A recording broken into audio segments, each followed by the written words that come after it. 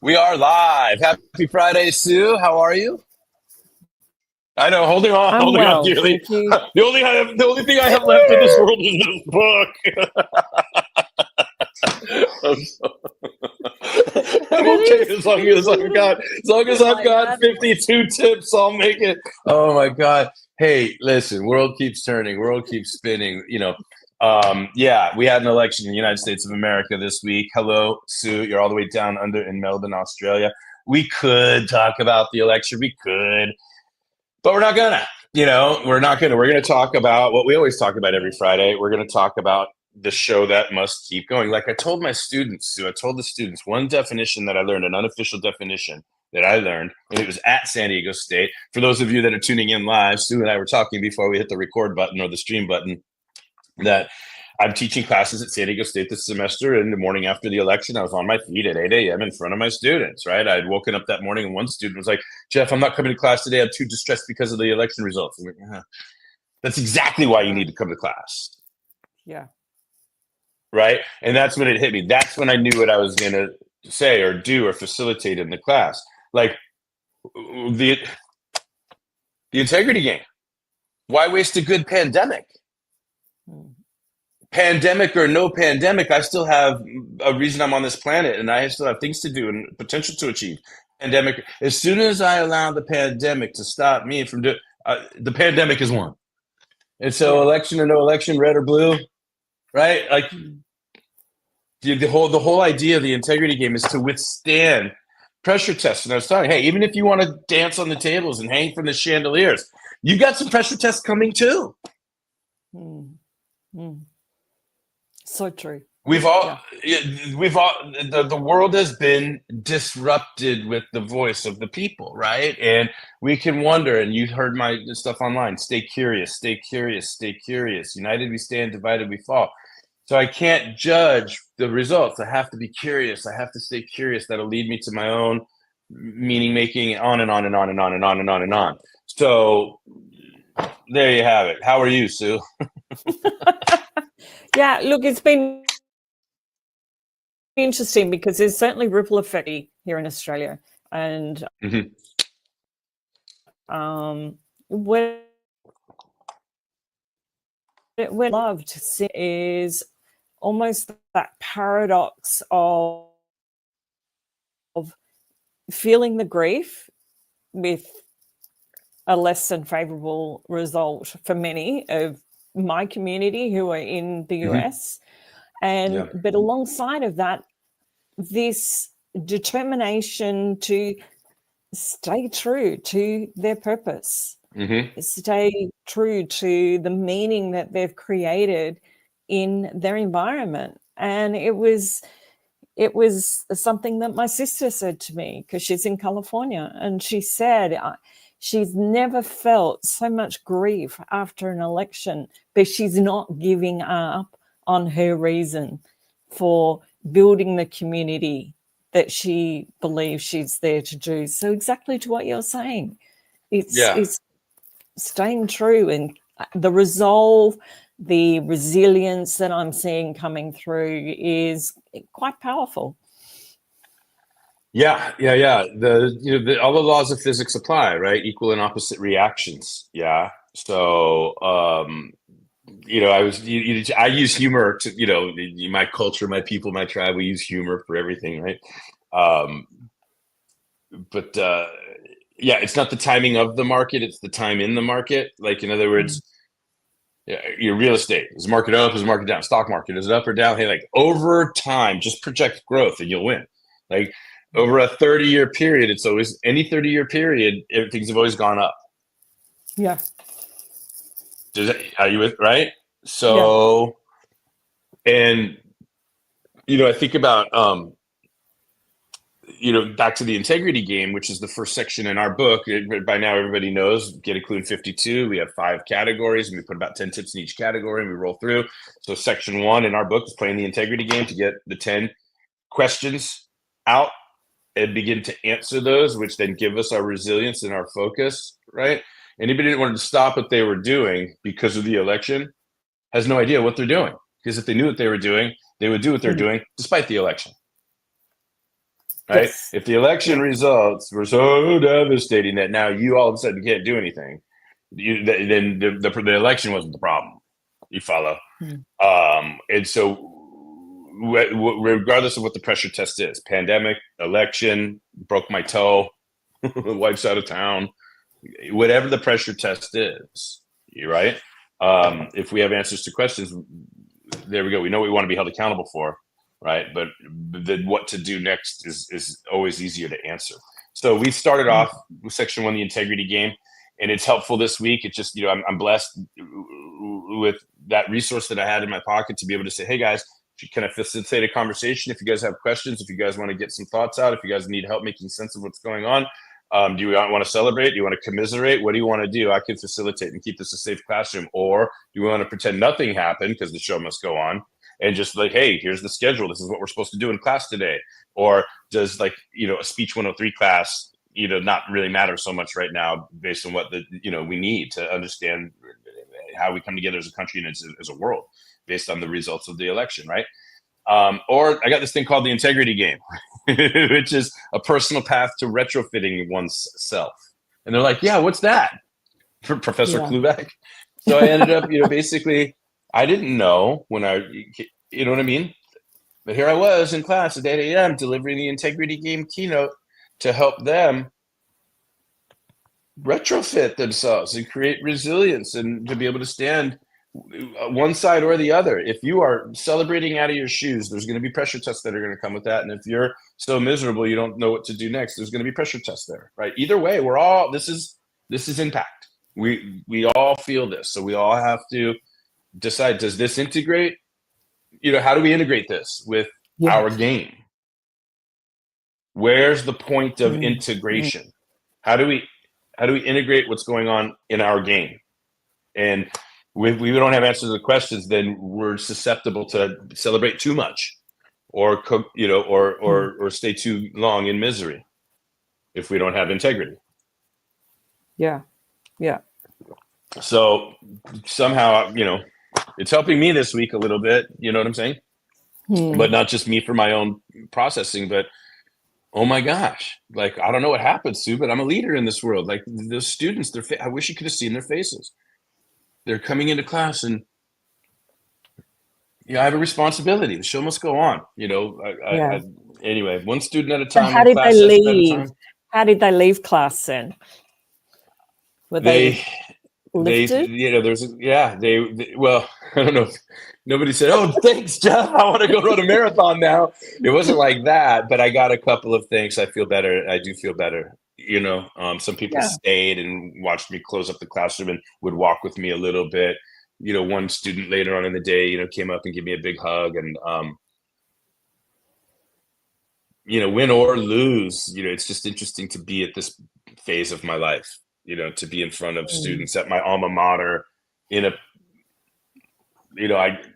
I'm not, the other side of the fishbowl, I remember, And so now you have a responsibility, and it wasn't, to entertain my own emotions. It was to create the safest classroom on campus. All right, there you go. There you have it, Sue. You know who I am. Anyway, I'll send you the recording. I know, but it's important because two things to me. It shows you walk the talk, and it resonates, and it's consistent with what we're sharing in this book, what we started this book out with. So I think it's worth sharing in the context of a heavy week, but we can still show up with humor and with a smile face, because we can live that first section of the integrity game. Yeah. It's keep going, Sue. Sorry. Yeah. So from section 1, shall we move on? What did we go through? Okay. All right. Well, section 1's the integrity game, and we got our, our wireframe, and then we decorated with our branding and our differentiation. And how do you tell my house from your house? And right, people like me will come to my house. People like you will go to your house. It's all right. Cool. Right. And then we got into section 3, which was the practical steps of working on a speech, of actually constructing an outline.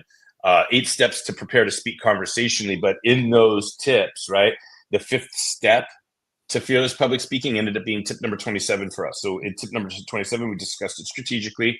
And then we spent the entire section 4 breaking it down practically into its elements, its forms, and its functions. That crucial step of outlining, getting the thoughts out of our head, creating an intro, transitions, body, main points, subpoints, all outlined and line items, and all of the elements, forms, and functions that really, really move us towards such a familiarity with our talk and an ability to manipulate our content that we grow more confident, we grow more conversational, right?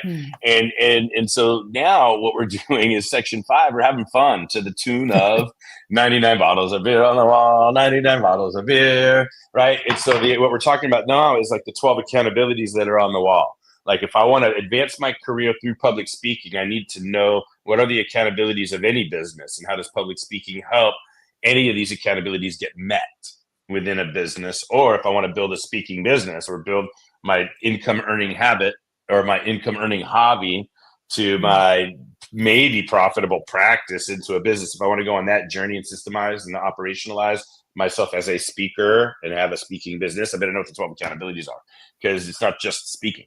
There's all this other stuff that goes into it. So here we are. And in discussing these 12 accountabilities, we're in section 5, practice building a practice. So tip number 41 in this section was starting at the top, the number 1 accountability for the shareholder, the owner of the business. Is it worth it? Is it worth it to run this thing? Is it worth it to build this thing? All the practical and emotional and financial challenges that come with building a business, right? It's I don't know if you were on, Sue, were you on when we had Donnie and Brian Chachel on the All-Star session action, and Donnie was talking about if anybody knew what it really took to run a business, nobody would do it. Like we're all idiots. We want freedom and we want to learn. And then we get in like, oh, I got to do all this other stuff. Oh my God, I must be crazy. But we're so committed that we bear it all, right? But he joked around like, we must be nuts. Is it worth it? Yeah. Right? Is it worth it? Now, if you decide that it's worth it, then okay. If it's worth running a business or building it, all right, run it. So the second accountability is in that COO position. They report to the shareholders, but now the rest of the business reports to them. And they're responsible for making sure all of the departments function, like operational functionality, right? So then we got, beneath the line last week, actually 2 weeks ago, I'm sorry, and we got into the operations department, right? And the first of 3 accountabilities in the operations department is building a menu, research and development, products and services, deciding what is going to be sold and renovating that and revolutionizing that and updating that and trying things out and making sure what are we selling? What brings revenue into the business? What else can bring revenue into the business? So researching and developing products and services. What is on the menu? Are we going to update the menu? Are we taking stuff off the menu? Are we going to put a special on something that's on the menu? Are we going to on and on and on? That's an accountability in the business, right? And we made some other points there about like, hey, if speaking is the only thing on your menu, you're going to struggle, right? That's one of the arguments that I was making. So what else? It's just, God, especially speaking, Sue, I made that argument with coaching, right? If coaching is the only thing on your menu, you're going to have a hard time calling it a coaching business, right? Because by the time you sell enough coaching to get any sort of profitability, now your calendar's so full that you can't meet the other accountabilities. So there you go. And it's especially true in speaking because nothing brings you more opportunity to sell than speaking. So if speaking is the only thing you're selling, boy, you're missing out on opportunity by not having other things to sell when you're speaking.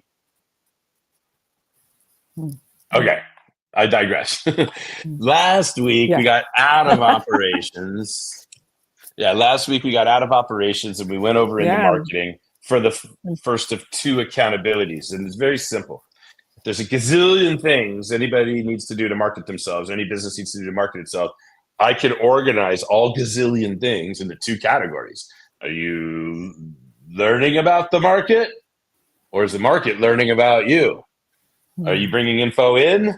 And as we're going to read today, or are you pushing info out? Everything is info in or info out, right? You and the market, info in, info out. And it's an exchange of information with the marketplace. That's what marketing is. Yeah. So we talked about info out last week, which brings us to today. Tip number 45, pushing info out. So before we get into word for word reading of the tips, Sue, Any other comments? Open-ended. How do we do summarizing, right? Let me Yeah, take my good. deep breath before we get into the word for word. Excellent summarizing. And I love, I love the simplistic analogy of what you're just summarizing is the market. Are we teaching the market about us, and is the market oh, now I've got it wrong because I've missed it. I'm trying to paraphrase what you just said. I like that flow.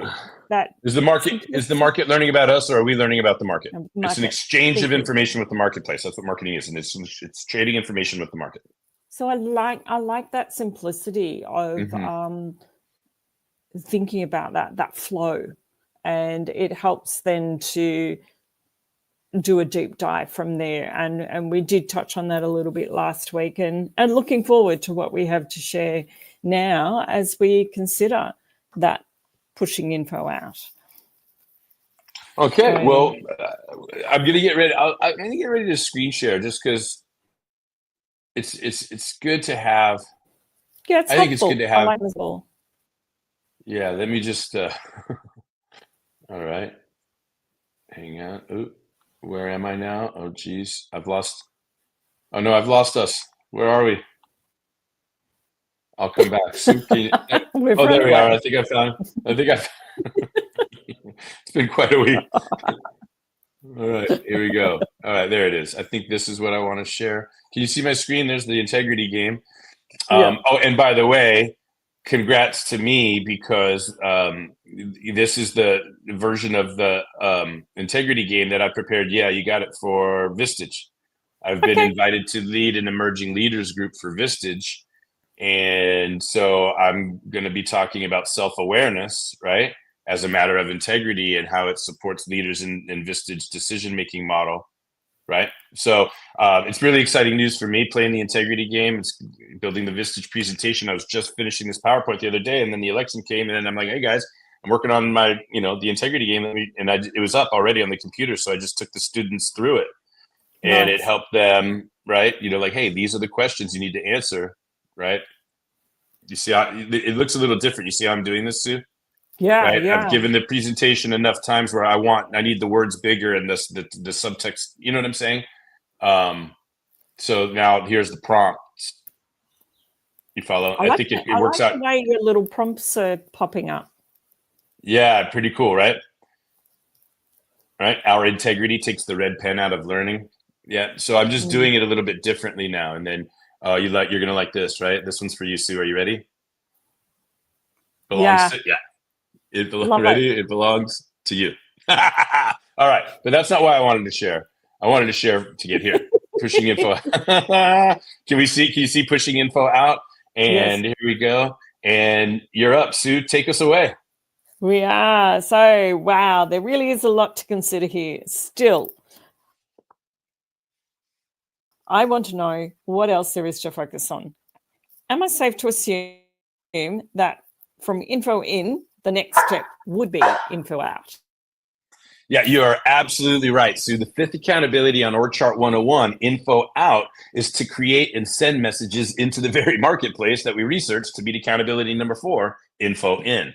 The measure of whether meeting the accountability of info out is going well rests not in the amount of information that gets out, but instead in the number of leads that convert to prospects because of the info that goes out.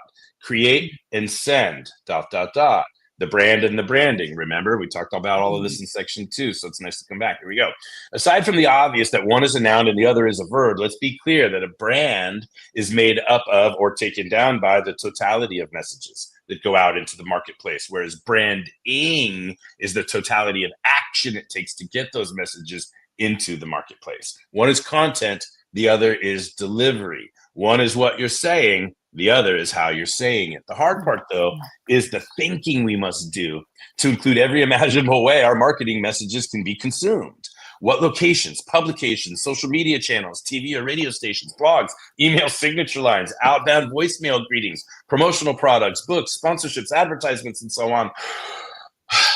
And so on. and so forth and so on. Yeah, there's an endless number of ways, channels, and locations to get our messages out there, which invites more hard part in that we really must come up with the right message for the right situation. Of course, this accountability also includes the need to continually add to, refine, update, purge, replace, test, and improve our answers to these basic but powerful questions. Here they are in summary. Brand promises. What promises can you make people? What is the greatest thing you can do for people? What is the most pain you know you can get people out of, or the most pleasure you know you can get people into? Competitive advantages. Why do people choose you over your competition? What do you do better than other people who also do what you do? And what do you do that nobody else who does what you do does? Right? Like, is there any other coach on the planet that tells as many dad jokes as I do? I don't know if it's a competitive advantage, but it's anyway. Tangible benefits. Thank you, Sue. What do people get when they work with you? What material items, tangible possessions, or measurable results do people get when they work with you? Emotional benefits. What do people feel when they work with you? How do you make people feel? What emotions or feelings can your clients expect to experience when working with you? I think, Sue, by the way, one of the reasons so many of my students did show up Monday morning at 8 a.m. is because they know they're going to feel safe. They know they're going to feel heard, supported. They're going to feel my love. That's why my students show up to my classes. And one of the reasons. All right, here we go. Evidence, credibility. What else could I learn more about? Or how else could I learn more about you? How can you prove or back up your answers to the first four questions? Where can I find samples of your work, testimonial, or references? Qualified prospects. What qualifies somebody to work with you? What makes someone an eligible or ideal prospect for you? What questions need to be answered for you to know if someone is an ideal prospect for you? How do you know if someone is either super, potentially, or not at all interested in what you offer? And calls to action. What observable actions can you suggest to people you meet while networking? What different actions will you take or suggest when networking with someone who, and by the way, when I say networking here, that's one example of ways to get out.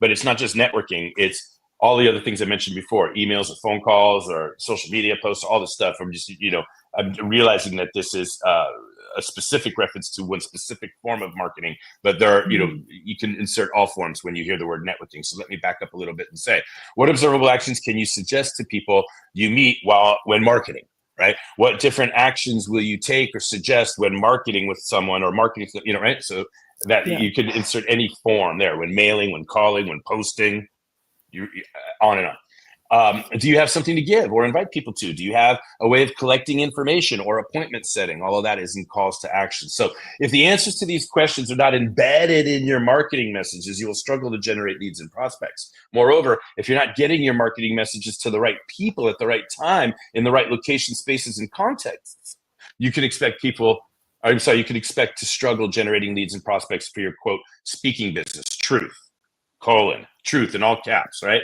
I'm going to stop. I'm surprised we didn't bold it also and underline it. Anyway, most speakers struggle so much with this accountability that they end up buying marketing programs, hiring marketers, paying for leads or stage time, or paying for leads or paying for stage time rather than being paid to be on stage, right? Or book collaborations or making any number of investments in marketing that, don't work, do they? Never mind all the reasons they don't work, including the fact that nothing works unless we do. What is important here is that most speakers are walking around saying they have invested in their marketing, when the truth is that without a return on that investment, most speakers are simply a customer in someone else's marketing business. And cue the music. 8 more accountabilities on the chart, 8 more accountabilities. I know in my heart that marketing does not systematically produce a predictable number of qualified leads and prospects month after month. I know in my heart that my marketing, as much as I do, my marketing does not systematically produce a predictable number of qualified leads and prospects month after month. When it comes to this accountability, the closest I will get to calling what I have a business is when I use the word risky as a qualifier to try to be as honest as I can about the gambling I have done when paying for various marketing solutions over the years. For example, it was risky business when I paid $20,000 to the all-in-one agency that convinced me they'd handle everything, only to go out of business less than 2 years later. to the music. You nail one down. Pass it You pass it around. around. If you are not convinced that creating compelling brand messaging and marketing communication systems that consistently generate qualified leads and prospects is super difficult, time-consuming, and risky, well, the next 7 steps reveal dozens more reasons why speakers struggle to build, and that's a little type over there, build what I would personally feel comfortable. That you can eliminate that A, and when we update the version, I gotta make a note. I should note that here in my hand copy right here. Hang on a second, Sue, because I'll forget it if I don't. You take one down. Pass You it pass it around. around. Okay, there you go. I got it. All right. So, all right. If you're not convinced that creating compelling brand messaging and marketing communication systems that consistently generate qualified leads and prospects is super difficult, time-consuming, and risky, well, the next 7 tips reveal dozens more reasons why speakers struggle to build what I would personally feel comfortable calling a speaking business. 5 down. Is it worth it? And then, right? Let me put this visual up. Is it worth it?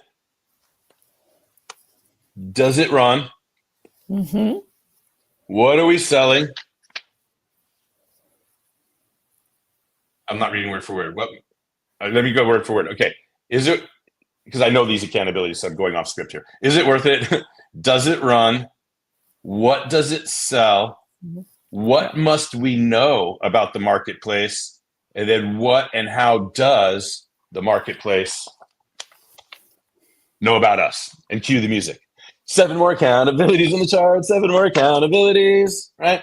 So we've covered 3, and the next, right, we're going to go 6 and then 7 through 12. All right, so next week we get into the sales department, and after that we're going to get back into customer service for 2 accountabilities, and we'll finish the year. All of December will be about finance. And there we go. That's tip number 45, Sue. What do you think? Woohoo! Awesome. But again, so much. We are really only scratching the surface, aren't we? When we look at these, there is so much that we can go into. Yeah, well, that's what the tip. It's just really the tip, like the tip of the iceberg.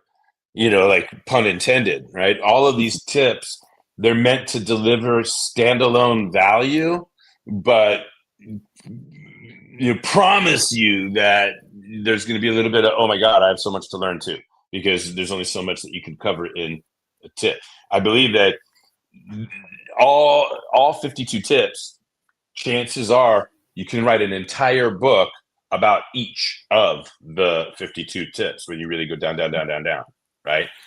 So I like collecting a bunch of stuff that's got bite-sized and delicious, right? Some of these tips are shorter, some of them are longer. The next 52 tip book is going to be all Klu snacks. So talk about super bite-sized, super delicious. Yeah. Looking forward to that. Yeah. But yeah, there's a lot here in marketing. There's a lot, Sue, for sure. Yeah. And I've got a little bit of news that's a work in progress from a speaking point of view. And Patty, Pauline, and myself caught up last weekend on Zoom, and we are running with the idea of doing a summit together, the 3 of us. Okay. Oh wow! Yeah. All right. Yeah. Very cool. You're when you say running with, you committed. You've got like yeah. We've got another session to catch up in December, and we're putting ideas together for a summit for next year. So all right. So really cool. Really cool. I can't wait to learn how I can participate or help or consume, or just let me know as the details emerge. That's exciting.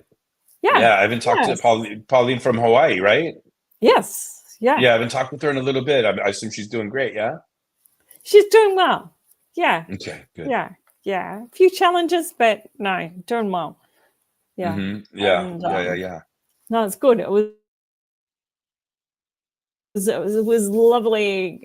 Would you believe it is 2 years since the three of us have been together? Well, things are going by Like, super where did fast that now, time go? you know? Yeah, yeah. It's just interesting Yeah, how yeah. slow everything was moving during COVID and how fast it's moving now, right?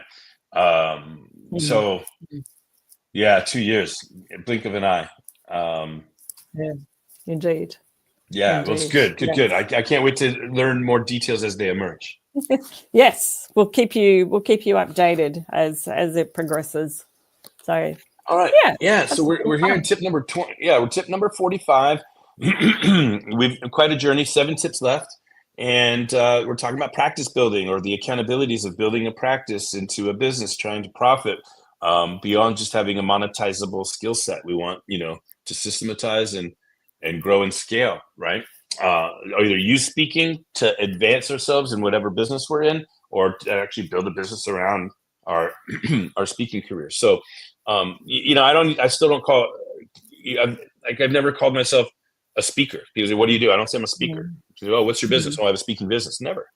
Right. Yeah. But I speak a lot, and, it's interesting to make sense of this and to look at the accountabilities and to, if nothing else, understand what I'm doing and orientation and what purpose am I serving? What accountability am I meeting when I speak? Or what else do I need to do in order to speak more often? Mm. Or how can I seed plant during my talk that helps me with the other accountabilities that I need? What else? You understand? It's not just looking at, oh, I speak, but when in the context of a business or a practice, we'll make refinements to our talks with those other factors in mind. Yeah, yeah. And I was just thinking too, in terms of pushing info out, an opportunity that we were both on during the week is Lisa Reed's International Yeah. Speakers Network, and the opportunities that she always puts into those sessions of people being able to put their hand up if it is for others to come in and join and work with them, but also the opportunity for individuals in breakout sessions to talk about what's their message and what's our message and what are we speaking about. And yeah, it just reminded me of when we were talking about opportunities to get the message out. There's definitely a key one that I enjoy. Yeah. Yeah, absolutely. As a matter of fact, you remind me, right? If people want to check out International Speakers Network, then let me just create a banner right now. And there you go. International Speakers Network. We got a tiny URL for it, tinyurl.com/TIG for the integrity game, ISN for International Speakers Network. So if you want to check out, and it's like the most affordable thing in the world, right? Like the membership in the ISN is unbelievably affordable for all the value that you're talking about. I've got several. I've met several people that are all stars in my all star interviewing sessions. From that network, and I've already been invited to be on a podcast out of that network. Right? It was Vaughn. Yes. Invited me to be. He runs a podcast with this great lady named Christina, and it's about caregiving. It's for caregivers. So they had me on to talk about my experience taking care of my parents at the end there. You remember everything I went through, and I didn't expect it to be as therapeutic as it was, but it was. Right. Anyway, so tons of community, tons of goodness, tons of, and Lisa, she's just so, I don't know, grounded and herself, and she's playful and comfortable, and she's not worried about perfection or anything like that. So it's really real. You know what I mean? It's but she ends up doing like a perfect job, without trying to be perfect. It's hard to explain. There's like an effortlessness about her. And I just want to remind people that Lisa, in fact, did the forward for our book, right? She Founder of Get Speaking Gigs Now and CEO of International Speakers Network. And, when Jeff asked me to write the forward, boom, boom, boom, she was like, yeah, I can't wait. I thought you'd never ask. And she came through amazing. Lisa's just one of the people on the planet that I really, really, really admire. And International Speakers Network is super valuable, especially I'm talking about a marketing investment. It's nothing compared to all of the value that you get out of it. So wanted to make sure that URL is up there It's a great, you're like, it's almost like you're slitting your throat financially not to join International Speakers Network. It's True. not, it's like, how can you not do that? Anyway, what else, Sue? What else you got? That's probably nothing else specific in relation to the trip this morning. It's morning for me. Yeah. Okay. Well, you know what that means. Drum roll, please. Last call. Jokes, comments, questions, riddles, lyrics, expressions of gratitude, haikus, anything that you want to get in here. It's last call. What do you got, Steve? Gratitude, always uplifting to come on and have a session with you, and I certainly appreciate that. And it's nice to come along and know that I'm going to walk away feeling on a high and just feeling good. So I love that. I love that. And I have a limerick. Yeah. Oh, okay. You have a limerick. Okay. Drum roll, please. Yeah. Okay. There once was a speaker so bold, his message was crafted like gold. They aimed to inspire, set hearts all afire, and their impact was instantly sold. Wonderful. Now, can I ask the source on that? Did you come up with that, or did you get help? Or I got help. Oh. All right. Okay. Well, you know what? Nobody succeeds alone, Sue. So, props to whoever or whatever helped you. And I just like the fun and you can't, like, I didn't. It's cool when you come with poems and limericks and quotes and all the good stuff. You're like ready for last call. It's great. All right.